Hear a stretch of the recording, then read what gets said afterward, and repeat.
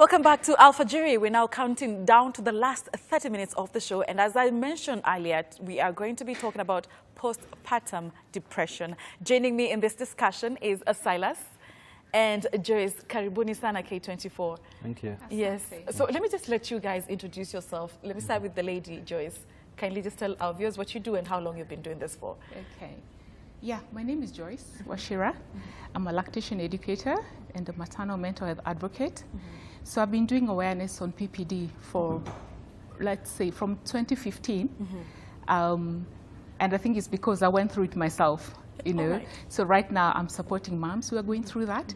And most of the time the contact point is through my lactation work. Okay. So when a mother is lactating, I note that there could be something that is amiss. Yeah. And we walk a certain journey. Yes. So in short, that's what I do.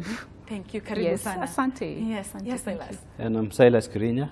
I'm a counseling psychologist and also a director of Amazon Counseling Center. I do counseling. I do also a training for corporate, particularly on work-life balance. Yeah. And also I deal with psychological issues that people go through. So I'm basically doing counseling through and through. All right. Yes. Karibu sana. Very you. nice to have you. And you know, there are a lot of men and women who suffer postpartum depression. Joyce, if you don't mind, just kindly just walk us through your journey. How was it like for you? When did it start? How did you realize that this is postpartum depression, and how did you deal with it? It's interesting. My son is 15 years. Yeah. So we are talking of a 15-year-old, but I knew it was postpartum depression when I started working with moms. That was 10 years after his birth, so you can imagine. But for me, I think it wasn't what you'd call, because there are types. I suffered what I now know, it's called postpartum OCD. Postpartum OCD, you get it sometimes when you're a super mom or you're a perfectionist. So it triggers a certain condition that you become very anxious or very vigilant, you see. So for me, that is what I suffered. It was a very short span, but right now when I look back, I didn't know then, the doctors didn't know then, because everybody just thought you were just a superwoman, you were just the perfectionist. So what did you think was going on in your life? I'm not sure I knew what it was, because I did something very strange that actually made me realize there's something actually very wrong. Yes. And when I shared with someone, people just thought, you know, maybe you're just too, whatever. Maybe I can share the story. Yes, sure. What happened was I used to bathe my son in a warm room. I would heat it up, just like any other good mommy, you know. And there are these thoughts that kept on coming. What if we have a blackout today? What if we have a blackout today? How will I bathe my baby? Yeah. You know? Do you know Was what this I your did? first child? It was my first child. Okay, yeah. And I kept on wondering, what if today there was a blackout? What if we didn't have power today? What would happen, you know? So I think I entertained those thoughts so much that I became so obsessed with it. Do you know what I did? It happened. No. I went to Kenya Power. No way. And on my way, that's when I realized there's something very wrong with me. Okay. You cannot believe I came back home and I didn't tell anyone what I was going to do. That's when I realized there's something very, very wrong. And I sought help from a friend, and of course I was dismissed. But I think from that time I realized there's something wrong. But I had never had of postpartum depression, you know. But later on, when I started working with moms, that's when I realized there's something here that is not adding up. That's when I sought more skills and just understanding what it is. And I bumped into this website, Postpartum Support International. Yeah. And I jumped in and they trained me, and I started just seeing more of these conditions with more moms as I interacted with them. So in short, that was my journey. Oh, wow. And it was very scary, because I think after getting into a matatu and coming back, that's when I realized, actually, where was I going? Exactly. You know? And when I give somebody this story now, we laugh about it, but many moms are going through that, and it's only that because of the stigma, they can't share it, because you'll think they're bonkers. Exactly. See? So nobody wants to share that. And you're very Yes. afraid of people calling you a relaxed mom. Exactly. Okay, all right. Yes. So Silas, for someone who doesn't understand what postpartum depression is, maybe you can just define to our viewers, especially the young mothers who are still confused, what is going on, why am I going through this, what is this?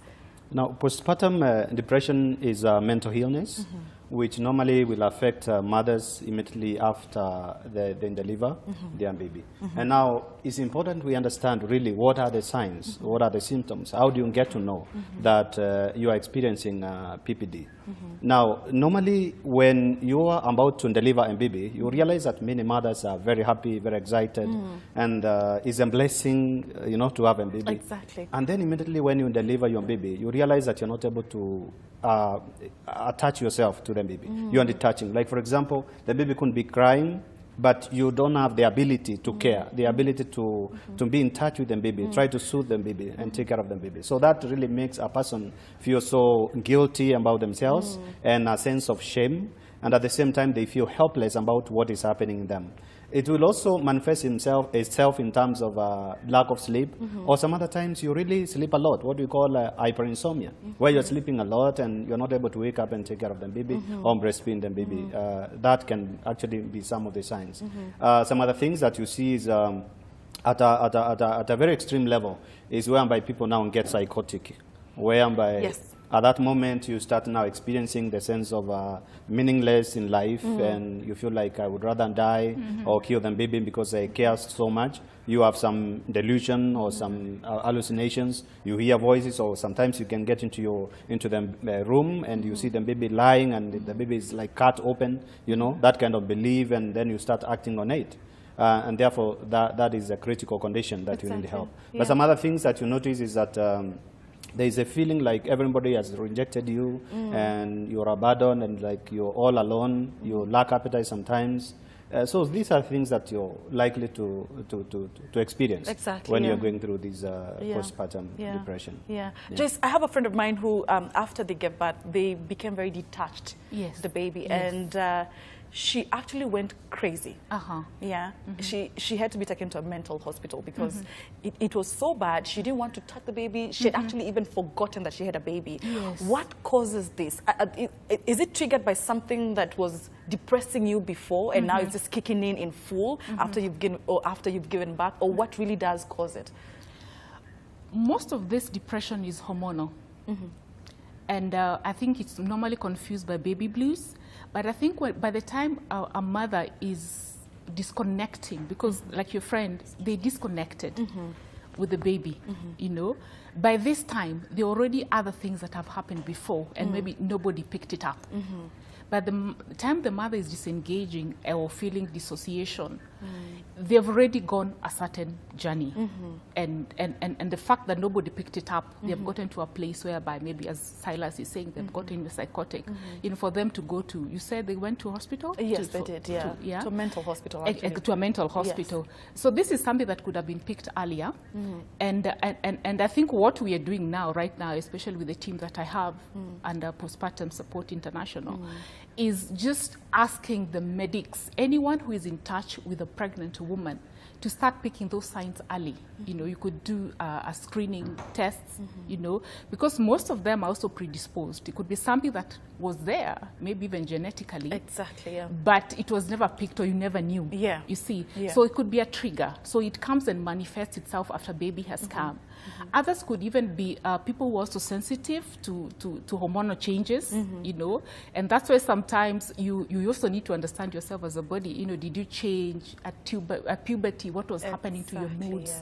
You know, how were your menses? You know, are you sensitive to hormonal changes? So those are things like now we are trying to make just health workers aware that, you know, can we look further? You know, when this woman is pregnant and comes to you for antenatal, can you dig further and just try and see, are they predisposed? You know, and ask them questions. How was it, you know, with your parents? Did your mother say? Like right now, actually, she's a volunteer with us right now. Her mother went through PPD, and she's around 26, 27 years old, you see. So now she knows that it's possible. We are not saying that she might get it, but it's possible that she could get it. Might just get it. So just creating awareness and early detection is so important. So for your friend, it's sad that they had to go to hospital. But it's something that could have been picked maybe earlier. But also postpartum psychosis, it also can happen just like that. It's not a must that you take the little steps for it to get, it can just happen. It happens to about 1 in 1,000 Exactly. people. Yeah. Wow. So Wow. It's rare, but it happens. It does Yeah, happen. and it can just come like that. Okay. Yes. In addition to what Joyce is saying, Yeah, sure. there are some other factors, I think, that are actually associated also with the postpartum depression. For example, if somebody had gone through traumatic experiences before, I'm trying to imagine, for example, you got this baby through a rape experience, therefore that can predispose you. Or some other times you have gone through terrorism attack shortly before, or when you're pregnant, even before you deliver. So already your system is not stable enough to be able to receive the new baby, and at the same time also there is a lot of hormonal imbalance in your system, and therefore that can cause. But the other factors also, where you are living alone and you're earning very little, you're not working, you are living with a husband who is not available, who is abusive, who is alcoholic. So all these factors also can contribute to that, particularly where you feel like you don't have very quality, intimate relationship. So you feel like you're all alone in the world. And you're unwanted. Yes, you're unwanted. Okay, all right. Yes. And you know what? It is very important also just to mention that postpartum depression does not only affect women, it does affect men. Yes. And you know what? We'd like to hear what you have to say. Any questions that you have for Joyce and Silas here, any suggestions, any concerns that you might have, please be sure to hit us up on our social media platforms. Once again, our Facebook page is K24TV. Instagram and Twitter is at K24TV. And you can actually just call us live with the numbers below the screen. Let us know, and Joyce and Silas will be ready to answer your questions and just to help you out. Now, Silas, what is the difference between postpartum depression and stress? Now, stress is when you have a lot to do. Basically, if you can manage to do that, you don't have to be stressed. I'm trying to imagine, for example, you're stressed because you don't have enough money to pay the school fees or take care of the baby or buy the new clothes. If you can manage to do that, then you don't have to continue being stressed. But now, postpartum depression, it goes beyond just stress. Exactly. Because at some point now, it becomes like a cognitive kind of addiction, whereby your mind is distorted in a way that you have very negative thoughts about the baby, what we call intrusive thoughts. Like, for example, what she was sharing, you're feeling like somebody is likely to come and kill your baby. So when you have those kind of thoughts, then that is actually postpartum. And now that you cannot control by yourself. At times you need either medication or counseling so that you are able to be supported. Some other times, of course, we recommend also your social support system is kind of strengthened or reinforced so that at least there is somebody working with you. You don't have to feel alone. But actually, when you start having those intrusive thoughts, you are not in control of them. They come and come. For example, whereby you are feeling like the in-law or your mother-in-law will kill your baby. And that is the thought that you have. So every moment you see the in-law in the house, that becomes like disaster for you. Yes, those are triggers for you. Okay. But stress is where you're going through some difficult moments, but you manage that, you can walk out of it freely. Yes. Just what are the major symptoms, or how do I get to know that my partner is suffering from postpartum depression? What should I look out for? If it's a husband or a partner, I mean, they know you well. Definitely they'll start noticing if there's something that is not very amiss. And most of the time could be what I would call embarrassing signs. Like you used to enjoy your shower, you enjoy just looking neat and looking tidy. All of a sudden you are taking 2 or 3 days before you go to the shower. You are neglecting your dental hygiene. I mean, you start changing, or you start, if you are an introvert, you know, sometimes people can't really pick, but sometimes if you're an extrovert and all of a sudden you don't want to see anybody, you don't want to talk to somebody, they can pick those kind of signs if it's a partner. It's very easy for a partner to pick that than a stranger, but sometimes it's also your friends that will tell you, by the way, you've really changed, what could be wrong? So just feeling lonely, guilty, sometimes angry, you know, it's the people around you that will tell that there's something, you know, you are picking a fight very easily. You know, you're snappy. You know, before you used to tolerate this noise, all of a sudden you can't. Before you used to tolerate this house girl, all of a sudden you feel like this is a devil in the house. You know, so people start noticing people around you, and mostly it will be the spouse or whoever is close to you. Yes. Is there a particular time that this starts, the postpartum depression? Is there a particular time that it kicks in? Postpartum depression, actually, we call it postpartum because we're saying after birth, yes. postpartum. But it can start early. All right. Yes, prenatally. I mean, when you're still pregnant, when you're pregnant. Yeah. So actually, we call those perinatal mood disorders and anxiety disorder just as a range from pregnancy to after birth. There's also another one that comes later onset. Maybe like if you're doing a rapid weaning, you can get a postpartum depression later, away from the first 2 weeks. The first 2 weeks we call them baby blues, whereby the hormones are just changing from high to low. Yeah. And you start having feeling of moodiness, sadness, tearfulness, you know, fatigue, lack of sleep.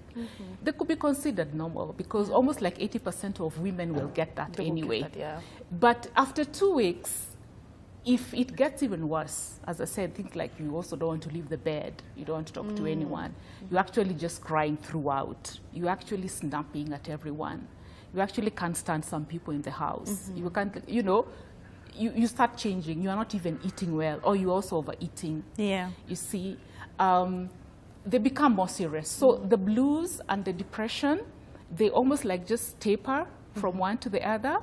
Yeah, so it is almost like one to the other. All right. Yes. And I do understand that we have a caller online. Good morning, Susan. Good morning to you. Hi, how are you? Fine, thank you. Thank you so much for tuning in to Alpha Jury. What's your question to Silas and Joyce in regards to postpartum depression? Is, I have a cousin of mine. Okay. She gave birth last year and she lost the baby. And now with time, she started changing things. Even her hygiene was wanting. Could there be, she had the PPD? What is it? Good question. Thank you. Thank you so much, Susan. Okay. Yeah. Okay, I didn't hear very well, but I think it's about a loss. Yes, she lost the baby and it loss. affected the hygiene. And most of the time also, we look at postpartum depression as for a mother was just given birth and the baby's there.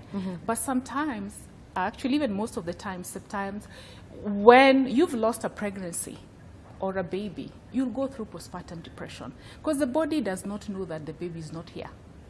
You know, the hormones will behave the same. You'll get the baby blues even if the baby is not here. You know, and then there is that one that you can't tell whether somebody is grieving or somebody has sunk into depression. The line can be very, very thin. Yeah. So it's very, very important. Even that mother that has lost a baby, we categorize them as people you really need to watch it and support because they are at risk of getting postpartum depression. Okay. Yes. Silas, we have one of our Twitter followers, her name is Abigail, who is asking, if you cannot afford to come to you and to Joyce, what are the other home remedies or what can you do at home to make sure that you're countering postpartum depression? Okay. So the first thing is being aware of the changes of your emotions and your thoughts and your behavior. For example, in this case, whereby you realize you're not able to take care of yourself, your hygiene is really wanting, then be aware of that first. Then from there, you need to find out how can I overcome these kind of thoughts. Some other times you may do this by maybe trying to exercise if you have healed. Then you can exercise because that again keeps your body quite active and at the same time you're in touch with yourself. So that enables you to sleep. It enables you also, it increases maybe your appetite.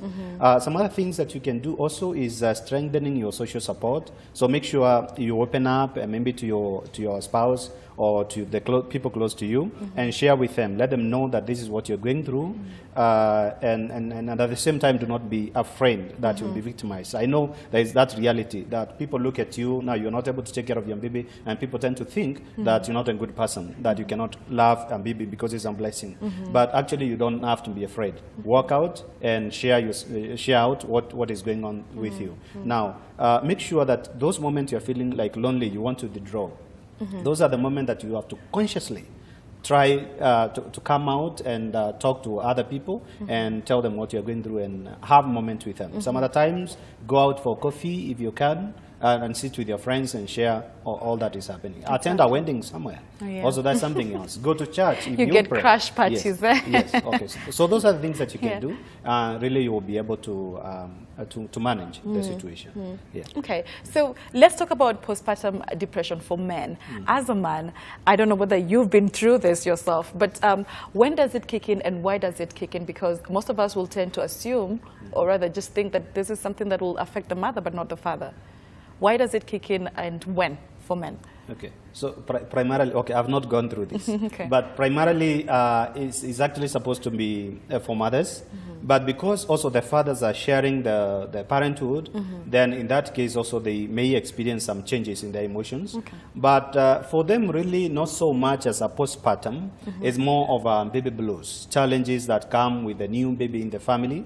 And also if your wife is going through postpartum, then you are likely also to experience some of the changes in emotions and your thought because of what she's going through. Because I'm trying to imagine that you care about your wife, you care about the baby, and your wife constantly is saying that somebody is coming to harm our baby. So she will lock the door several times, or she will look at the window to see no one is coming to harm our baby. So how do you feel as a husband, you know? Sometimes you get scared. Exactly. When you go to work, you don't know whether you feel you meet them alive, the baby and the mother as well. So that can be challenging to you even as a man. And then slowly by slowly you start feeling like this is overwhelming you.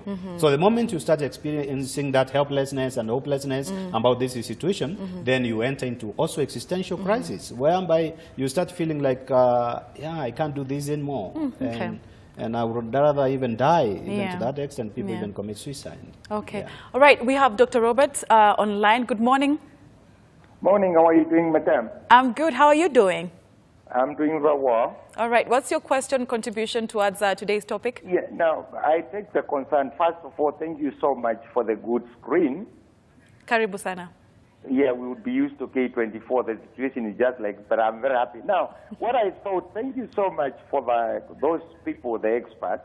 But my contribution is one. Instead of actually bringing in the experts alone, why can't you also involve some mothers within Nairobi or elsewhere? At least they get to know, because this is very important. It's very, very, very important, because most of the mothers, they don't know. But now, if you bring the experts, and there are some people who have never had an opportunity of the screen, they want some who don't see in the village.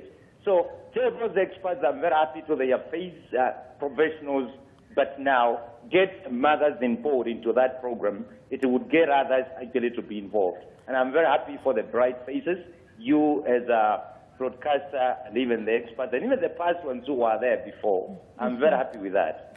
Thank you very much, Dr. We shall definitely keep that in mind. Asante sana. Very good sentiments there. Joyce, what are the symptoms of postpartum depression in men? Are they the same as women? As Silas is saying, they're mostly just that feeling of overwhelmed. There's a new situation in the house, yeah? And moreover, there's a depressed mother who is supposed to actually be the one nurturing the baby. You know, men are fixers, eh? They want to fix. Yes. So they can't fix this mama. They can't fix the baby that is crying out for attention. They can't fix the things that are breaking down in the house because this woman is down, because she can't leave the bed, because she feels moody, you know. So men feel helpless, and that's what makes them go in a deep, yeah? And as he's saying, it's more of the blues, you know, just trying to adjust to this new normal, you know. A few weeks ago, he was not a daddy. All of a sudden, he's a daddy. He's also going through something, you know. He's adjusting to fatherhood. He's adjusting to parenthood. And I think that's where the support system is very, very important. Because there are those ones who are also getting babies alongside you, like your peers, just speaking out to them. And I know mothers have always said that fathers have a way of sneaking out and going to meet friends, and them they are not, because they are the ones who are naturalists. So they are always in the house. And Silas has said the tenets of wellness, you know, just leaving the house, even a brisk walk, it's so important. Fresh air factor, you know, good nutrition, you know, even hydration, you know, just trying to do something that will leave you refreshed, feeling refreshed. Because mothers have a way of locking themselves in because they are new mothers. But fathers, somehow they walk away. They're able to walk away and get some fresh air. So they really, it doesn't hit them as bad, but they also get hit at some point. Right. Yes, they So do. is it okay for me to take antidepressants at this point? Now, it depends with at what point are you? What is the severity? Yeah. Because if you are going through blues, then you don't need any medication. Postpartum also, if you have not gone to psychotic issues, then a level, maybe you can manage with counseling. You can manage with social support at some point. But if really you're experiencing like delusions and hallucinations, then at that point is an emergency. You need to go to the hospital and get hospitalized. Yeah. So I know there are so many people who just realize that I can't sleep and they go for medication immediately. But some other times you really need to just open up and share the challenges you're going through. And maybe that will calm you down and you'll be able you'll be stable and in control of what is happening. All right. Asanteni sana. Because of time, we have to wind it right there. Thank you, Joyce, for joining us. Thank you, Silas, for joining us. That was very informative. And we do hope that you back at home, you learned a thing or two about postpartum depression, as I did. I feel like, you know, after today's show, I feel like I'm just ready to be a mother. I've got all equipment. That's why we bring the experts here to give us the tips. And yeah, call me Mother Sarah. I hope he's listening. Mother Sarah be a nun? Oh God, Jesus Christ. I could be wrong. I could be wrong, but I just think Mother Sarah would actually be the title for a nun. But actually, we have one mother who was watching us, Patience Kimani, saying her daughter isn't feeling too well. We're wishing Toto a speedy recovery right here, of course, from Alpha Jiri. Yeah. That brings the show to a close this Wednesday. Yes, it does. It's the end of January. Hump day's We've gone. been paid. So do. We shall see you again tomorrow, sometime 6 in the morning to 9 in the morning, as we give you direction as to which they have. Yes. Have a great day. Have a direction full day.